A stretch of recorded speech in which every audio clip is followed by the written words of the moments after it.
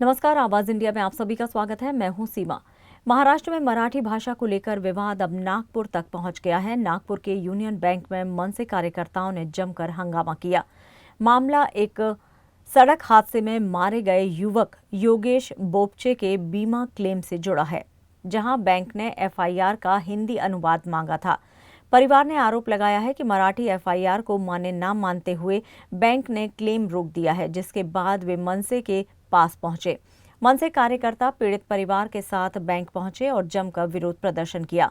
Bank की or से सफाई दी गई है कि बीमा कंपनी का मुख्यालय कोलकाता में है और वहां मराठी नहीं समझी जाती, इसलिए हिंदी अनुवाद जरूरी था। लेकिन भाषा के अपमान को लेकर भड़के मनसे कार्यकर्ताओं ने बैंक में नारेबाजी की, जिसे लेकर बाद में यूनियन बैंक ने माफी मांगी। पुलिस ने मौके पर पहुंचकर प्रदर्शन कर रहे मनसे कार्यकर्ताओं को हिरासत में ले लिया और अब उनसे पूछताछ की जा रही है। मनसे कार्यकर्ता चंदू लांडे ने साफ कहा है कि अगर मराठी भाषा को दबाने की कोशिश हुई तो वे हर मंच पर विरोध करते रहेंगे। ये घटना एक बार फिर से महाराष्ट्र में भाषा को लेकर गहराते विवाद को उजागर करती है। नाही, हा प्रश्न इथं संपलेला नाही आहे। या केंद्राच्या अखत्यारीत येणाऱ्या जेवढ्या बँका आणि जेवढे आस्थापना आहेत, या सर्वांना एक वास चढलेला आहे। मराठीचा वारंवार अपमान करायचा यांनी एक चंग बांधलेला आहे।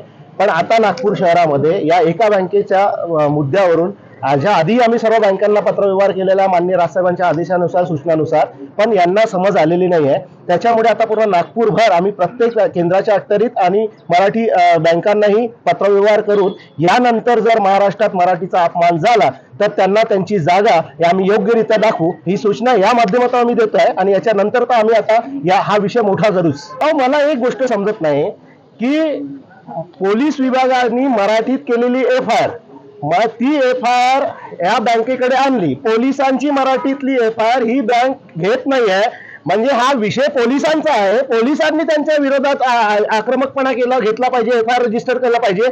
पोलिसांकडून महाराष्ट्र निर्माण सेना भांडून झाली आणि पोलीस त्यांना प्रोटेक्शन देऊन झालं, म्हणजे पोलिसांच्याच विभागाच्या एका एफआयआरच्या कॉपीचा अपमान त्या या बँकेच्या मॅनेजरनी प्रशासनाने केला आणि पोलीस त्यांना प्रोटेक्शन देऊन झाले। म्हणजे या महाराष्ट्रामध्ये चाललं काय? सरकारने याच्याकडे थोडं लक्ष द्यावं।